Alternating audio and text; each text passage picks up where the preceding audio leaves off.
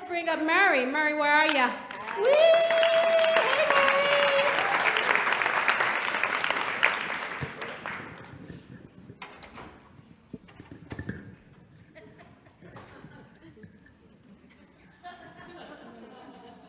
The mayor's still here?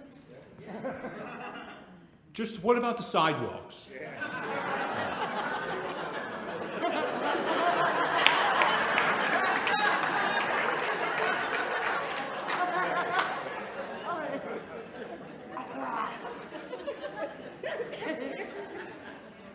So it's 1981.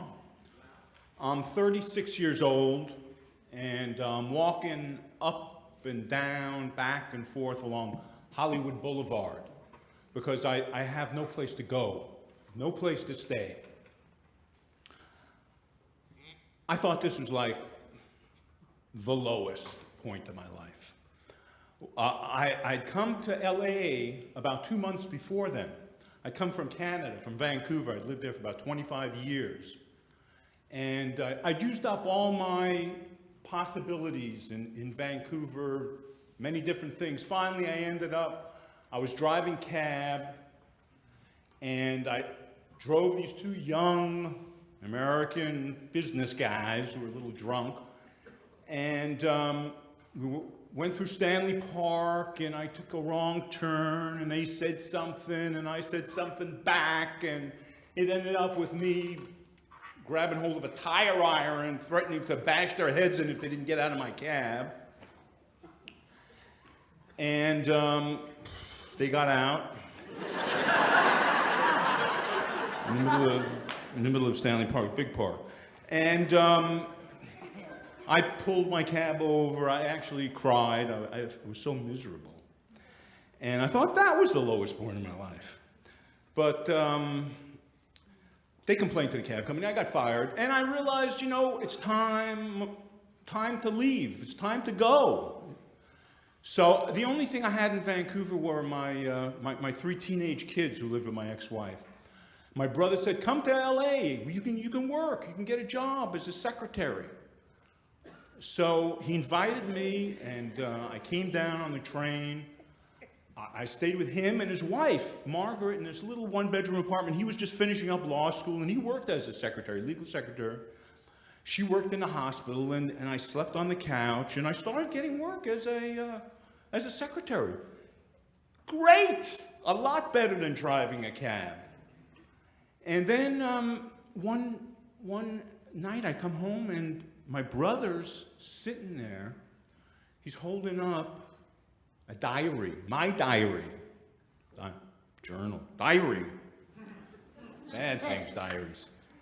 And he's like, got the look like somebody died. He said, Margaret read this.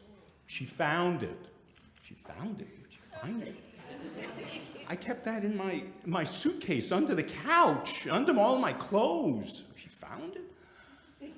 She's very upset. She's upset. She's upset. So evidently, I wrote some things. Okay, I'm not proud of them,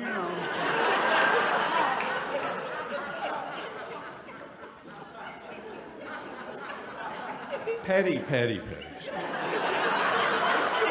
I'm not even going to tell you. She just packed the fridge with food all the time. It rotted. It smelled. So it was to myself. She was very gracious. She was generous. She let me. Anyways, I'm so mad. I said, I can't stay here anymore. I walked out. That's how I ended up on Hollywood Boulevard with nowhere to go. I knew nobody. I had no. So all night long, I'm walking back and forth until the light comes up, and then I get the LA Weekly, and I'm looking for rooms, apartments, and I see an ad. Old Victorian house on a hill, I think it said. Victorian house on a hill to share, cheap rent. So I zipped up there. I don't know if I zipped, I had to take about 3 buses, but I got there. And this little woman, this little skinny old woman, she's like in her 50s, 60s, Eileen answered the door. She was renting out the rooms. It was a big house. Had 10 people lived there. And she was an ex-nun from Minnesota. And she shows me up to the room that was available upstairs, and she says, "I hope you don't mind, but some people smoke a little grass here."